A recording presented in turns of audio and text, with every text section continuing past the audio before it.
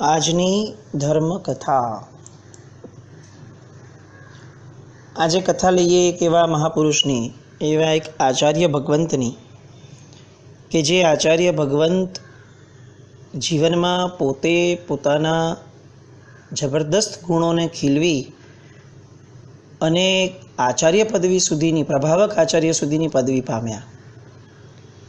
અને આ પદવી પામ્યા પછી એમનામાં થોડોક પણ પ્રમાદ આવ્યો તો એ પ્રમાદને કઈ રીતે સ્વીકારે છે, શાસનની કઈ રીતની વ્યવસ્થાઓ આપણે ત્યાં હતી અને છે, એનું એક સુંદર મજાનું ઉદાહરણ છે। આચાર્ય ભગવંતનું નામ છે રત્નાકર સુરીજી મહારાજ। બધા શાસ્ત્રોના નિપુણ હતા। ધર્મ સિદ્ધાંત, દર્શનશાસ્ત્ર, ન્યાય, વ્યાકરણ, સાહિત્ય, છંદ, જ્યોતિષ આ બધાના પ્રખર અભ્યાસી હતા। રાજ્યની અંદર કોઈ એવું નહીં કે જે એમને ન ઓળખે, અને પંડિતો તો એમની સાથે કોઈ વાદ વિવાદ કરવાનો વિચાર પણ નહોતા કરતા, કારણ કે સાહેબની વિવેચન શક્તિ એટલી જબરદસ્ત હતી કે એક જ પદના અનેક અર્થો કરીને એ રાજ્યસભાને એકદમ અચંબામાં નાખી દેતા। એટલે રાજાએ એમને અનેકાર્થવાદી આવું એક બિરુદ પણ આપ્યું હતું। આ જ્ઞાનની શક્તિ છે। હવે આવું સન્માન ઘણું બધું મળવાથી મહાત્માની અંદર ચારિત્ર જીવનની શિથિલતા આવવા લાગી। રાજ્યસભામાં જવા આવવા માટે રાજા તો રિસ્પેક્ટ આપે એટલે એ પાલખી આપવા લાગ્યા, અને મહાત્માએ પાલખી વાપરવાની શરૂ પણ કરી દીધી।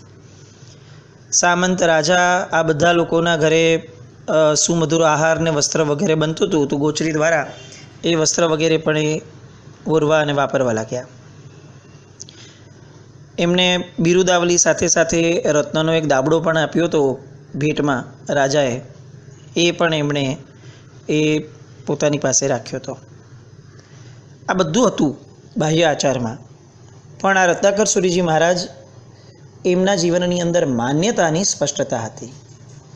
આપણા જીવનમાં આવું ઘણી બધી વાર આપણે જોયું છે કે કોઈનો વ્યવહાર આપણને બરાબર ન લાગ્યો હોય, કોઈનો આચાર, પણ આપણે એકવાર પણ ટોકી દીધું હોય તો એને તરત રિયલાઇઝ થઈ જાય કે ના ના બરાબર છે, મારી ભૂલ હતી, હું પ્રમાદવશ ભૂલી ગયો, પણ તમે સારું કર્યું મને યાદ કરાવ્યો। અને આવા યોગ્ય જીવો ના ઢગલે ઢગલા આ જીન શાસનમાં અને આ વિશ્વમાં અત્યારે પણ છે। મહાત્માના જીવનમાં જે આવ્યું એમાં એવું ચોક્કસ કહી શકાય કે જ્ઞાનાવરણીય કર્મનો બહુ જબરદસ્ત ક્ષયોપશમ સાહેબજીના જીવનમાં હશે, બહુ જ જબરદસ્ત। આટલું ઊંચે સુધી શ્રુત અને મતિ જ્ઞાનની કેટલી જબરદસ્ત સાધનાઓ પૂર્વભવની અને એ ભવની હશે કે એમને આવા બધા બિરુદ આપવા પડ્યા, અને આટલું જબરદસ્ત રીતે એ અર્થો પણ કરવા લાગ્યા। પણ તકલીફ કદાચ ક્યાંક આવી હશે, એ મોહનીય કર્મની આવી હશે, અને એટલે આપણે ત્યાં જ્ઞાનાવરણીયના ક્ષયોપશમને પરમાત્માના શાસનની અંદર જેટલું મહત્ત્વ આપ્યું છે એના કરતાં વધુ મહત્ત્વ મોહનીય અને અક્ષયોપશમને આપ્યું છે। આપણે આગળના દ્રષ્ટાંતોમાં પણ આ વસ્તુ જોઈ હતી કે માસ્તુષ મુનિવરને જ્ઞાનાવરણીયનો ક્ષયોપશમ ઓછો હતો, એમનો ઉદય આવ્યો હતો અંતરાયનો, જ્ઞાનાંતરાયનો, તો એમના જીવનમાં જ્ઞાન નહોતું ચડતું, પણ મોહનીયનો ક્ષયોપશમ એ એમનો જબરદસ્ત હતો। ન રાગ ન દ્વેષ, મારુષ માતુષ। તો ભણેલા ગણેલા મહાત્માઓને કેવળ જ્ઞાન ન થયું, પણ એમને કેવળ જ્ઞાન થઈ ગયું, કારણ કે મોહનીયના ક્ષયોપશમ ઉપર જીન શાસનમાં વૃદ્ધિ કીધી છે। તમારા રાગ અને દ્વેષ કેટલા ઘટે છે એ બોલો। જ્ઞાન, દર્શન, ચારિત્ર આ બધી આરાધનાઓ શ્રેષ્ઠતમ છે, પણ આ બધાનું પરિણામ એ મોહનીયનો ક્ષયોપશમ છે। જો એ નથી આવતો તો કદાચ દિશા બદલાવવાની પણ જરૂર હશે, અથવા એમાં કંઈક વૈરાગ્યને અંતર ખોજ કરી અને પ્રગટાવવાની જરૂર છે। રત્નાકર સુરીજી મહારાજના કેસમાં મોહનીયના આ ક્ષયોપશમને હવે કઈ રીતે બહાર લવાય, આવો એક પ્રશ્ન આપણને એમનું ચરિત્ર વાંચતા પણ ઊભો થતો। પણ કુદરત છે અને જીન શાસન છે, કેટલીક સરસ પરંપરાઓ મૂકીને ગયું છે, અને આવી જ એક પરંપરા એમના જીવનમાં ઘટી। નજીકના ગામમાં રહેતા એક ઘીનો વેપારી, એ ઘીનો વેપારી આ નગરીમાં આવ્યો। એ ઘીના કુંડલા વેચતો હતો, એટલે ગાડવા, એટલે બધા એને કુંડલીઓ કહેતા હતા। એણે આ રીતે સાહેબને પાલખીમાં બેસીને આવતા જતા જોયા. હવે આ વેપારી પણ જીવાદિક અજીવાદિક પદાર્થોનો જ્ઞાતા હતો. બહુ ચુસ્ત શ્રાવક અને ભણેલો ગણેલો હતો. એટલે એણે વિચાર્યું કે આ શાસનના મહાપ્રભાવક અને ગુણોના સાગર કહેવાય એવા આચાર્ય ભગવાન પ્રમાદમાં પડ્યા છે. હવે મારાથી એમને કઈ રીતે કંઈ કહેવાય? પણ છતાંય એણે એમ વિચાર્યું કે જો મારી નજર સામે મારા ગુરુ ભગવંતો એમના જીવનમાં પ્રમાદને વશ પડ્યા હોય તો ભગવાને શ્રાવકને આમ અપેક્ષાએ જોવા જઈએ તો સાધુ ભગવંત એ મોટા ભાઈ છે, શ્રાવક નાનો ભાઈ છે. આપણે હંમેશા એમના આશ્રયે છે. પરંતુ જ્યારે શ્રાવકને સાધુ ભગવંતોના જીવનની અંદર કંઈક અંશે પ્રમાદમાં જોવાપણું મળે તો સમજુ અને વિવેકી શ્રાવક અને શાસ્ત્રના જીવ અજીવાદિક સિદ્ધાંતોનો જ્ઞાતા હોય એવા જ શ્રાવક માટે ત્યાં આ પણ વસ્તુ મૂકી કે શ્રાવક એ સાધુના અમ્મા પિયા છે, એટલે કે મા બાપ છે. વાત્સલ્ય સાથે, લાગણી સાથે એ સાધુ ભગવંતોને પણ સમજાવી શકે. અને આ કેવી પદ્ધતિ હોય એનું આ એક બહુ સુપર ઉદાહરણ છે. એણે પાલખી જતા જોઈ અને પાલખીની સામે ઊભા રહ્યા અને પગરખા વગેરે કાઢી વિધિપૂર્વક વંદન કર્યું અને ઉચ્ચ સ્વરેથી એમણે સ્તુતિ બોલવાની ચાલુ કરી. ગોયમ સોહમ જંબૂભવો સિજ્જંભવો આયરિયા અન્નેવી જુગપહાણા તુહ દિઠ્ઠે સવ્વે તે દિઠ્ઠા. હે ભગવાન, તમને જોવા માત્રથી ગૌતમ સ્વામી, સુધર્મા સ્વામી, જંબુ સ્વામી, પ્રભવ સ્વામી, સ્વયંભવ સ્વામી આદિ મહાન પટ્ટધરો તેમજ બીજા પણ જે સર્વયુગ પ્રધાન આચાર્યો છે એને એમના દર્શન કર્યા હોય એવી અનુભૂતિને હું અનુભવું છું. જેવી આ સ્તુતિ સાંભળી સાહેબનું મોહનીય જે સંજ્વલન જેવો હોય, બહુ સામાન્ય મોહનીયનો ઉદય હતો એટલે મોહનીય ઉપર તરત જ ઘા પડ્યો અને સાહેબે તરત જ શરમથી નીચું જોઈ લીધું અને કીધું કે ક્યાં આ બધા આચાર્ય ભગવંતો ને ક્યાં હું? મારામાં તમે આમના દર્શન ન કરી શકો. આ તો બધા ઉત્તમ કક્ષાના જીવો હતા. પણ પોતાને ખ્યાલ આવ્યો કે આ મારા બધા ઠાઠ ઠઠારા તો કદાચ એમનાથી વધારા છે. એટલે એ જ દિવસથી એમણે તરત જ નક્કી કર્યું કે જ્યાં સુધી મારામાં આવો કોઈ શુદ્ધ વ્યવસાય નથી આવતો, હું આ કોઈ બિરુદાવલી ને કોઈ પાલખી ને કોઈ જયકારાને લાયક નથી. અને એટલે એમણે આ બધી જ અપેક્ષાઓને છોડી અને હવે એમણે તરત જ આ બધું બંધ કર્યું. શ્રાવકને લાગ્યું કે આ મૂળથી તો ભ્રષ્ટ નથી જ થયા, પાક્કી પાયે. એટલે એમને બહુ બહુમાન ભાવ થયો મહાત્મા પ્રત્યે. પણ હજી ઓલું રત્નનો દાબડો અને એ બધું તો ઊભું છે. હવે કુંડલીઓ રોજ એ દેશનાના સમયે ઉપાશ્રયે જાય છે, પ્રવચન સાંભળવા જાય છે. સાહેબ 5 મહાવ્રત ઉપર પ્રવચન આપતા હતા. એટલે કુંડલિયા પ્રત્યે એમને સદભાવ બહુ વધેલો હતો. એટલે પ્રવચન પૂરું થાય ને એટલે પૂછે કે સમજ પડી? એટલે કુંડલિયો કે હાજી સાહેબ, બહુ સરસ સમજ પડી. બીજે દિવસે પ્રાણાતિપાત પહેલાં વિરમત વ્રત થયું, પછી મૃષાવાદ વિરમણ વ્રત થયું, એની પછીથી આ દત્તાદાન, એની પછી મૈથુન વ્રત. આ 4 દિવસમાં રોજ સાહેબ પૂછે અને આ કે હા સાહેબ સમજ પડી. 5મે દિવસે પરિગ્રહ ઉપર વ્યાખ્યાન આવ્યું અને ઉપદેશમાલાના ગ્રંથની અંદર પરિગ્રહ માટે એક શબ્દ લખ્યો છે, દાસ સવ ભૂલ જાલમ. આ ગાથાનો અર્થ એમણે સાહેબને પૂછ્યો અને સાહેબ પોતાની પ્રજ્ઞાથી બહુ સરસ રીતે સમજાવતા હતા. પાછું પૂછ્યું, સમજ્યા? એટલે કુંડલિયાએ કીધું કે ના સાહેબ, બરાબર ન સમજાણું. ભલે, કાલે ફરીથી આપણે એનો અર્થ સમજાવીશું. બીજો દિવસ, ત્રીજો દિવસ, અઠવાડિયું, 15 દિવસ. હવે સાહેબને વિચાર આવ્યો કે આમ તો આ શ્રાવક આટલો બધો પ્રજ્ઞાવાન છે, આટલો સુજ્ઞ છે અને આટલું બધી સરળ સહજ રીતે સમજાવું છું, આટલા ઉદાહરણો આપું છું, આટલું ડિટેલિંગ કરું છું અને છતાં પણ નથી સમજતો. તો ક્યાંય એવું તો નહીં હોય ને કે મારામાં ખામી હશે? અને વિચારતા વિચારતા એમને લાગ્યું કે અરે હા, મારી પાસે મેં રત્નનો ડબ્બો સાચવીને રાખ્યો છે. એ કેટલો મોટો પરિગ્રહ છે અને જો આ પરિગ્રહ મારાથી છૂટતો નથી તો પછી આ પરિગ્રહ વિશેના મારા પ્રવચનો સામાને કેવી રીતે અસર કરશે? જે મારા આચારમાં નથી એ મારા પ્રભાવમાં કેવી રીતે લવાય? એની તો પરમાત્માએ ના પાડી છે.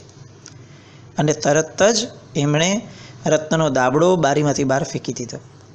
બીજે દિવસે વ્યાખ્યાનમાં પરિગ્રહનો અર્થ સમજાવતા અને સાહેબ બોલી ઉઠ્યા, વાહ વાહ સાહેબ, આજે તો આપે એટલું બધું સ્પષ્ટપણે અમને સમજાવી દીધું અને અમને સોસરવું ઉતરી ગયું છે કે હવે પરિગ્રહ અમને ભયંકર પાપ લાગે છે. કુંડલિયાનો આ ગુણ, કેટલો વિવેક, કેટલું બધું સુજ્ઞપણું. એક વસ્તુ ગુરુ ભગવંતને કેવી છે તો પણ એ કહેવા માટે ભલે 20 દિવસ જાય, પણ આપણા મોઢામાંથી એવો શબ્દ ન નીકળે કે જે ગુરુ ભગવંતનો અવિનય ગણાય. ગુરુ ભગવંતની પણ કેટલી ઉદારતા. ઓલા એમને ટોક્યો તો પણ સાહેબ વિચારે છે કે આ તો મારા જ દોષને એ વારે છે. શ્રાવકની તો એ કર્તવ્ય પણ છે અને શ્રાવકને હક પણ છે.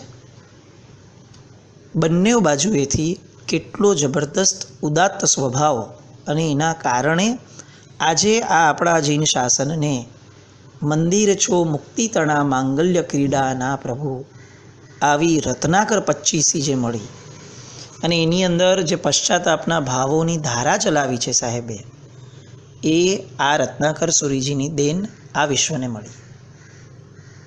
અને આ પશ્ચાતાપની ધારા પ્રગટી હોય તો એ ધારા પ્રગટાવવામાં નિમિત્ત પેલો કુંડલ્યો હતો.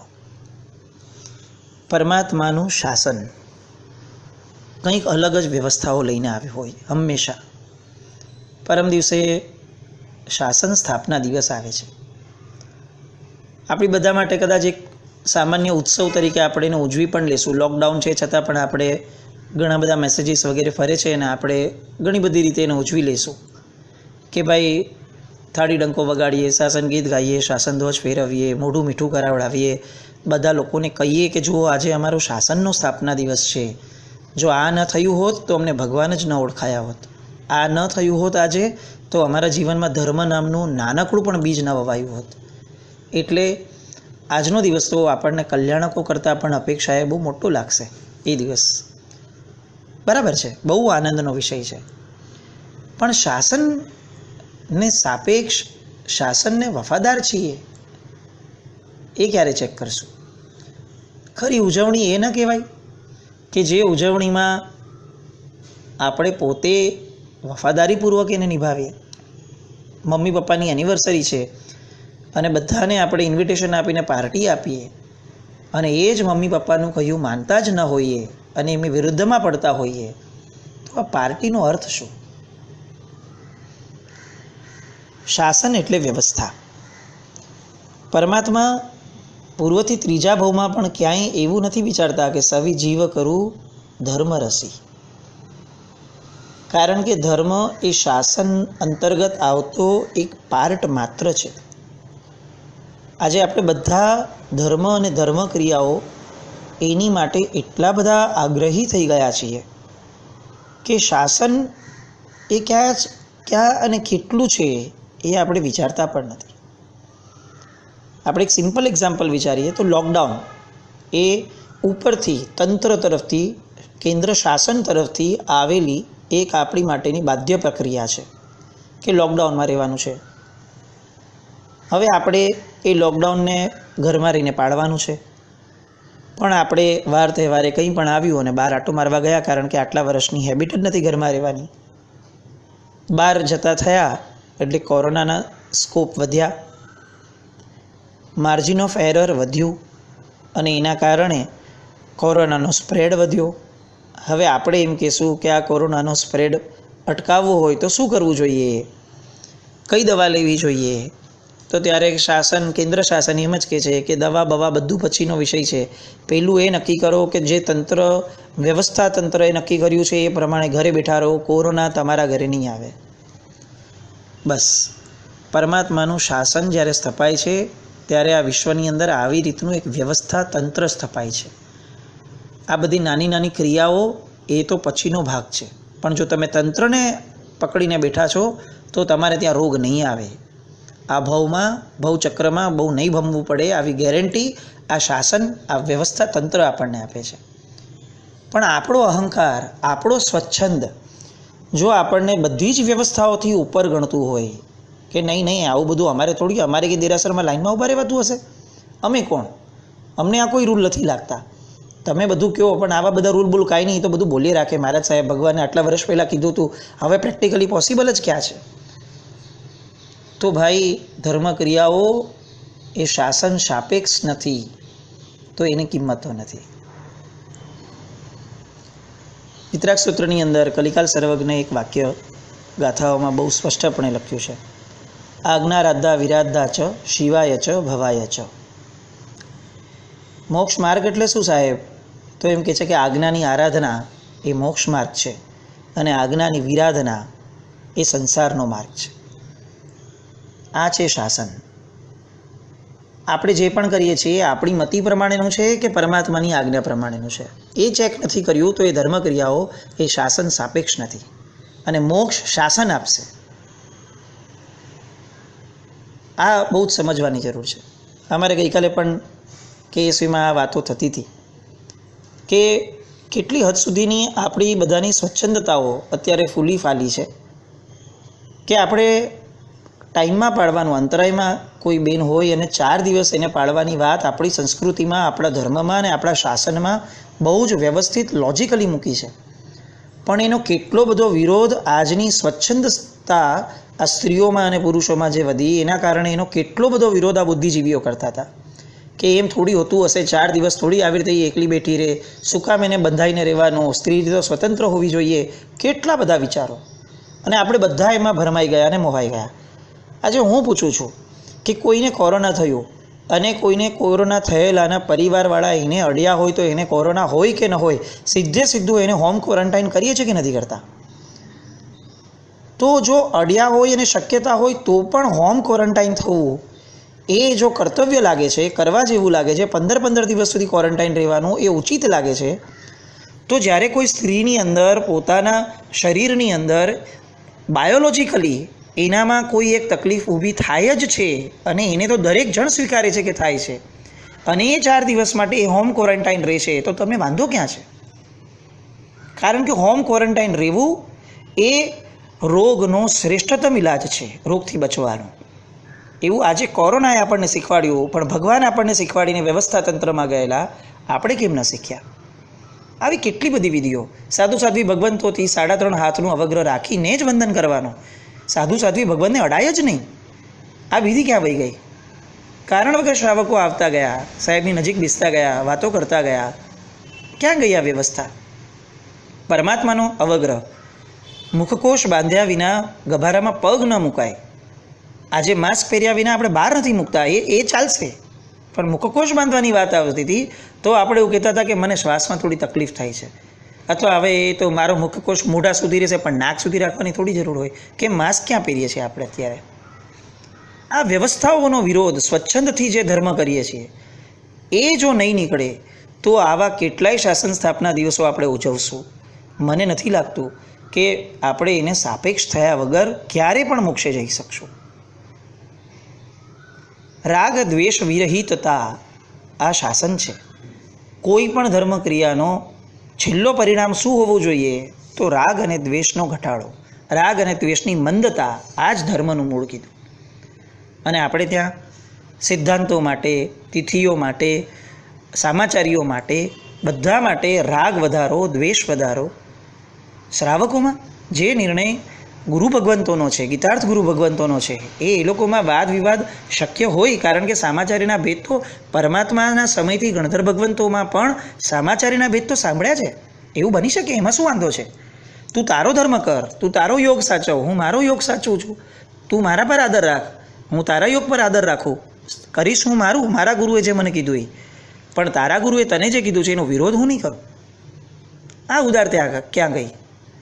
આ રાગદ્વેષની મંદતાનો આ પરિણામ ક્યાં ગયો? અને જો રાગદ્વેષ વધે છે તો હવે એને શું કહેશું આપણે? આજની જનરેશન આટલી બધી આપણાથી દૂર થાય છે એ કેટલેક અંશે ખોટી નથી કે ભાઈ અહીંયા પણ ઝઘડા, અહીંયા પણ વિખવાદો. જે વડીલોનું કામ છે, ગીતાર્થ ગુરુ ભગવંતોનું કામ છે, એમને એ કરવા દઈએ. પણ આપણે શ્રાવકો, આપણી તો ચમચી પણ હલતી નથી આ વસ્તુમાં. છતાં પણ શા માટે આપણે આટલા બધા દોઢ ડાયા અને 2.5 ડાયા અને 3.5 ડાયા થઈએ કે આપણે જ આમ ઝંડો લઈને નીકળી પડીએ? હું સાચો છું એ કહેવામાં મને કોઈ વાંધો નથી, પણ તું ખોટો છે એ કહેવામાં શાસનને વાંધો છે. અનેકાંતવાદીનું શાસન છે. આ કંઈ બોડીબામણીનું ખેતર છે કે આપણે એમ જ કહીએ કે હું જ સાચો? આ ક્યાંથી લાવ્યા? તત્વાર્થકાર જને તો મિથ્યાત્વ કહે છે, દુરાગ્રહ કહે છે. આવી ઘણી બધી વાતો શાસન સ્થાપના દિવસ પહેલાં આપણે વિચારવી પડશે અને એક શાસનના નવનિર્માણ માટે આપણે બધાએ તનતોડ મહેનત કરી અને રાગદ્વેષની મંદતાવાળો જે એક માર્ગ છે એ માર્ગ તરફ આપણે બધાએ આગળ વધવું જોઈશે. રત્નાકર સુરીજીને લાખ લાખ વંદન અને એમના જેવી હળુકર્મિતા આપણા બધામાં પણ પ્રવેશે એવી શુભકામના. પ્રણામ.